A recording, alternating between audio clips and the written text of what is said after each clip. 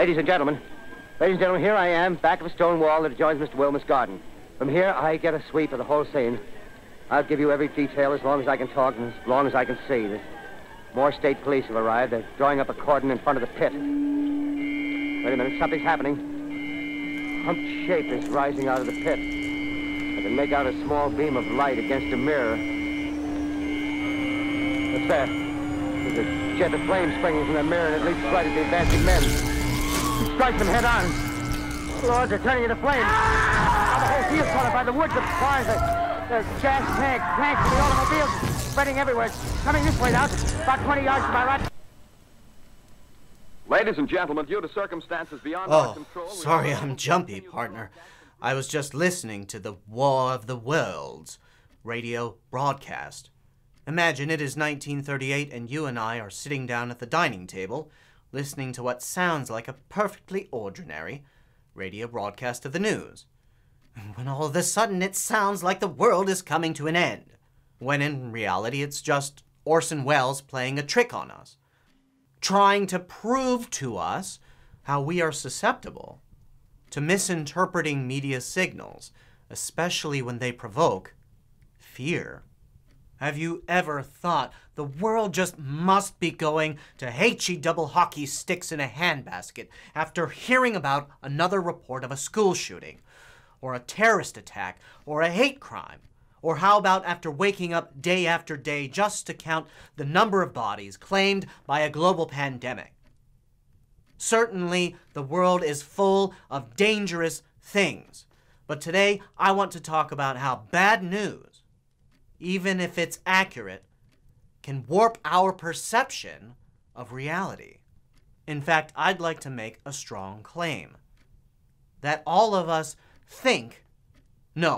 all of us feel that the world is more dangerous than it actually is. To support this claim, I want to talk about signals and receivers. And in particular, 3 things about our receiver that everybody needs to know about. The first is the amygdala. The second is the negativity bias. And the third, the availability heuristic. Stay tuned, partner, because learning about and understanding these things can make us feel less anxious and more optimistic about the state of the world. And isn't that some good news?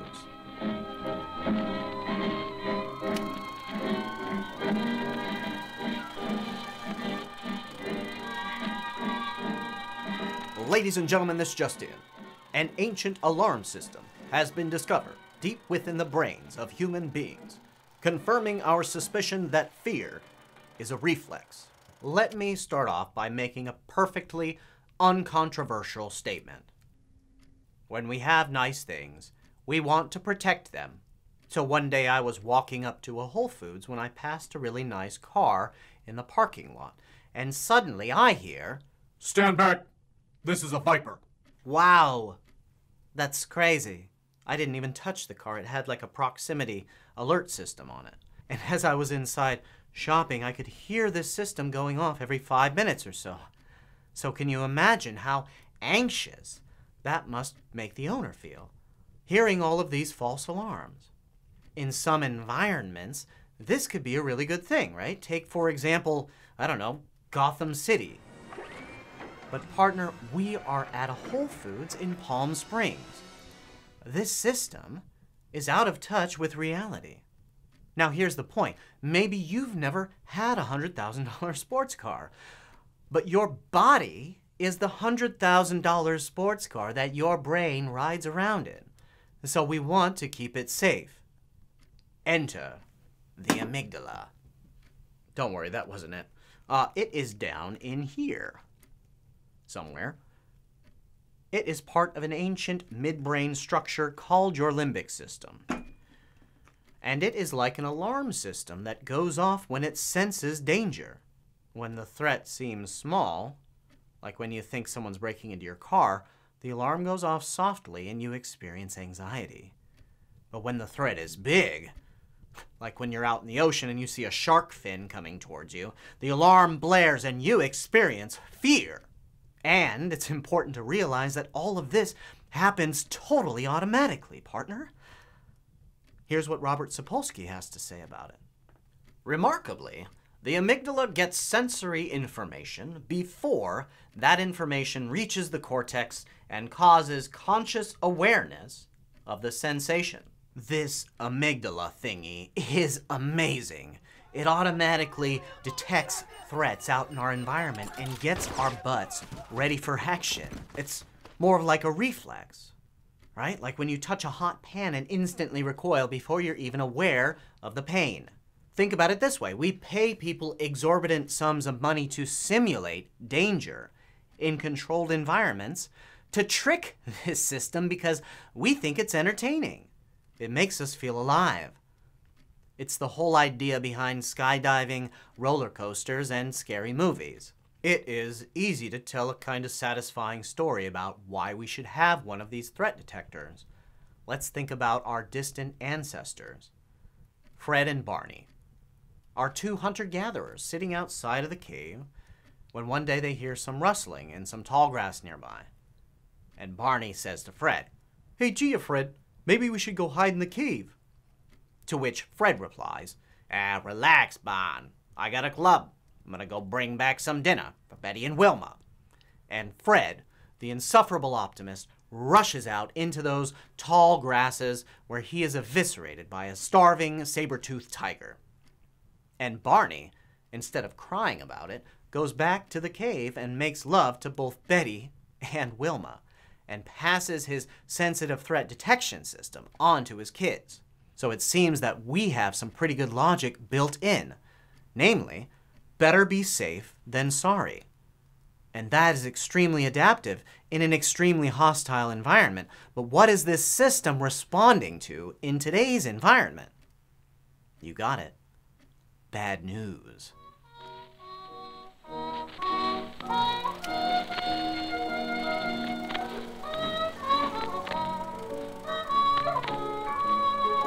Ladies and gentlemen, this just in. People pay more attention to bad news, confirming our suspicions that human beings are a total drag. What is the negativity bias? It's kind of an umbrella concept that refers to a number of different ways that we prioritize and tune in to negative information. For example, in a brain scanner, we can see a stronger neural response. It seems we have better memory for negative life experiences. That becomes all too apparent in extreme cases like PTSD. We even have a richer vocabulary for negative concepts like pain when compared to their positive counterparts, pleasure. But for simplicity, let's just think about one way that we prioritize negative information. We pay more attention to it. So for example, if I show you a variety of different photographs with different expressions, some positive, some neutral, some negative, and set up a camera to track your eye movements, we'll find that you'll probably spend longer looking at the negative pictures, especially the threatening one. I'm watching you, partner. Always watching. And this is how you already know that the negativity bias is a thing. Let's take a quick inventory of our entertainment industry. Think about all of our big blockbuster hits, right? All the big chart toppers, and all of their most compelling scenes. And now think about all of our shows that we like, the ones that keep coming back season after season. Or think about our video game industry. All of this is chock full of violence, conflict, and death. And this isn't a judgment, this is an observation. This type of content wouldn't come to dominate the landscape if we didn't pay more attention to it. And let's think about our media in this context, right? In an attention economy, they are competing with all of this other information. And this kind of information just captures our attention better. So is it any wonder that they continue to operate by the mantra, if it bleeds, it leads? Here's a metaphor for you. Let's pretend this bowl of M&Ms represents information out in the world, and the different colors represent how we feel about that information. So, for example, maybe I just learned that Brad and Jennifer broke up. That's sad. You, on the other hand, partner, you just found a $5 bill. Good for you.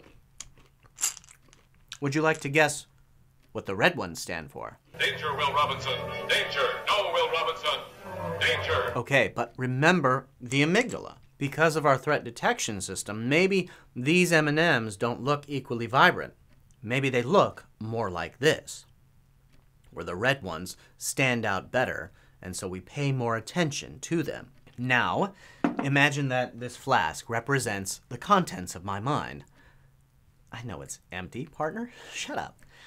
Maybe what the negativity bias tells us is that when we're out collecting information out in the world, what we're doing is we're collecting more red M&Ms than any other color.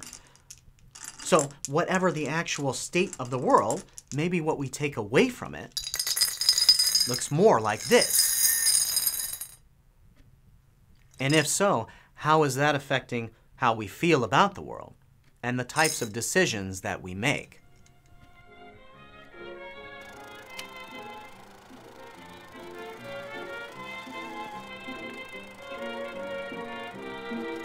Ladies and gentlemen, this just in. People rely on mental shortcuts to guesstimate the likelihood of a given event, confirming our suspicion that human beings are bad at probability. Imagine that I am taking you out on a romantic getaway for two. Yeah, pack your bags, partner. The plane is leaving in the morning. Are you worried about a plane crash?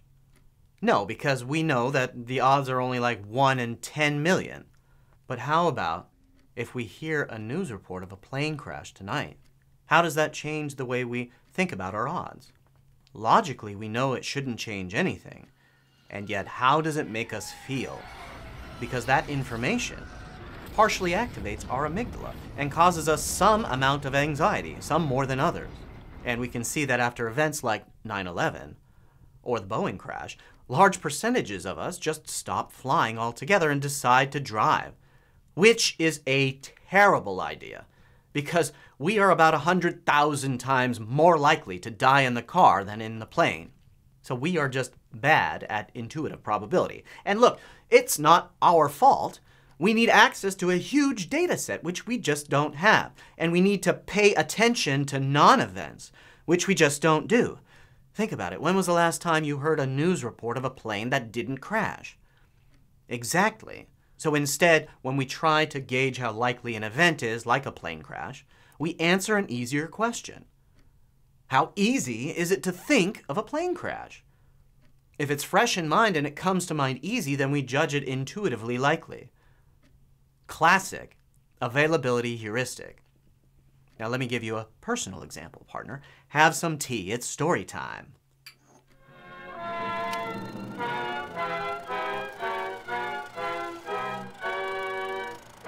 Once upon a time, yours truly was a bit of a beach bum.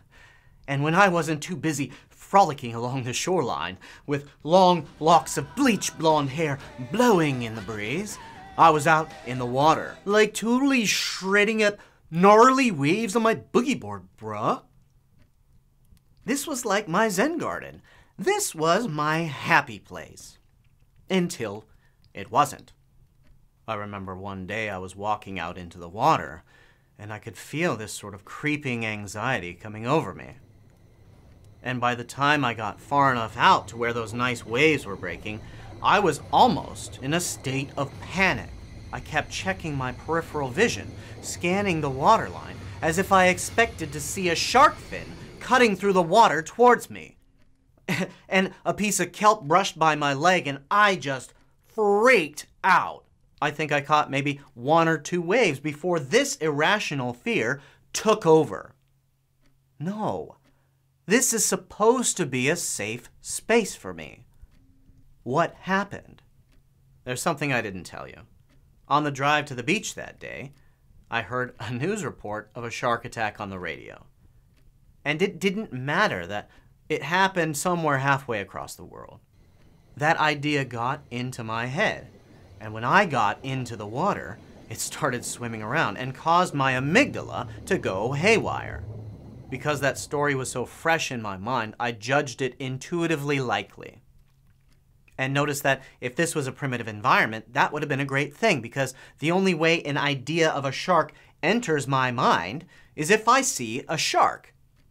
So does this make you wonder what other ideas coming from these media signals could be getting into our heads and causing us to overestimate their likelihood? Well, how about violent crime? According to recent data from the Pew Research Center, although violent crime in the U.S. has been declining steadily since the early 90s, it seems like more than half of us think that it's actually getting worse year after year. Can you think of a time when a mere idea got into your head and caused you to have an irrational fear? Let me know in the comments section.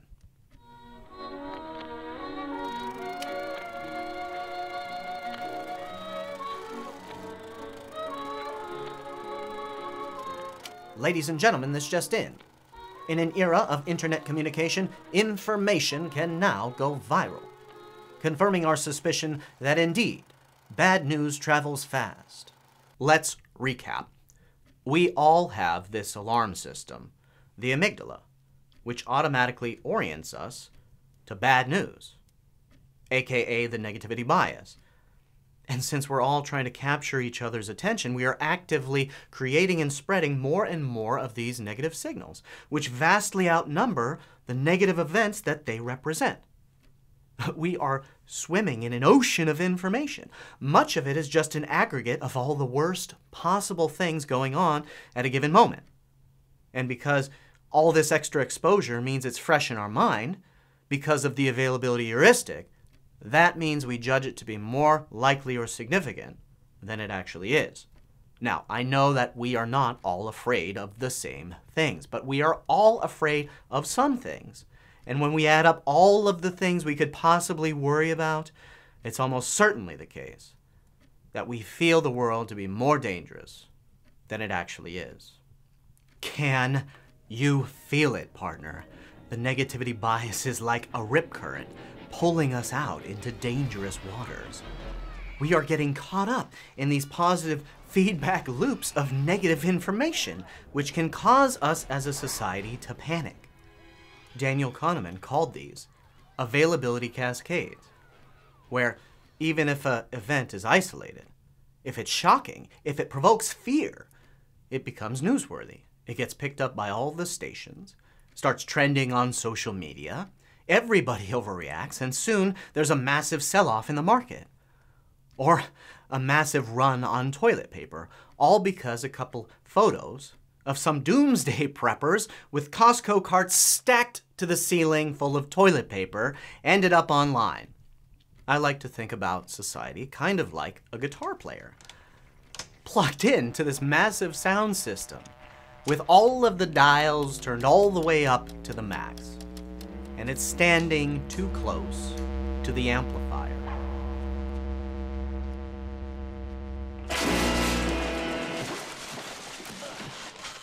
I think maybe we all need to take a collective step back and start practicing signal distancing.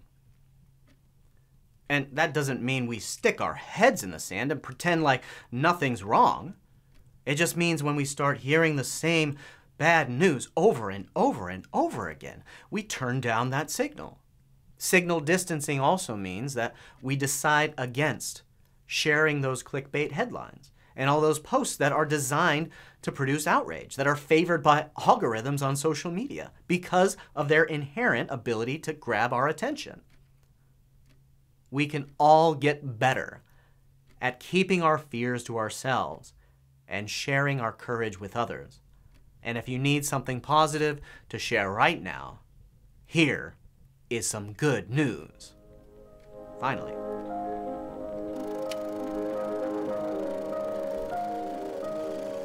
Ladies and gentlemen, this just in. The world may be a safer place than we feel. So what's all this bullshit? Good news, partner. Even though we react to negative information, it's not what we want to focus on. Good news, there's another part of our brain that identifies these signals coming from the amygdala, the anxiety, the irrational fear, and can step in and say, no, that is not a healthy mindset, and redirect our attention to the natural beauty all around us. Yes, I'm talking about kittens in baskets and double rainbows, but I'm also talking about the millions of acts that go unreported of strangers helping each other out in times of need, day after day. Good news is also contagious. And in an age of social media, we are all reporters, which means the signals we send and the feedback we give is louder and more consequential than at any time in human history. Good news, the collective signal of society is no longer a guitar solo being played by the mainstream media. It is a choir singing at a unified church of humanity. Good news. When enough of us start tuning in to the positive signals of all the amazing people all around us, and we learn to harmonize, our collective song of courage will drown out our fears, awakening an unstoppable can-do mindset that we'll use to solve our problems together. Good news! In that future, we'll not only think the world to be a decent place, worthy of living and raising our children in, we will feel it! And isn't that some good news at a time when we really, really need it? It has been my pleasure talking with you today. And if you feel like I do, get out there and share our message of courage with the world. And I'll see you next time, partner, on The Joy of Thinking.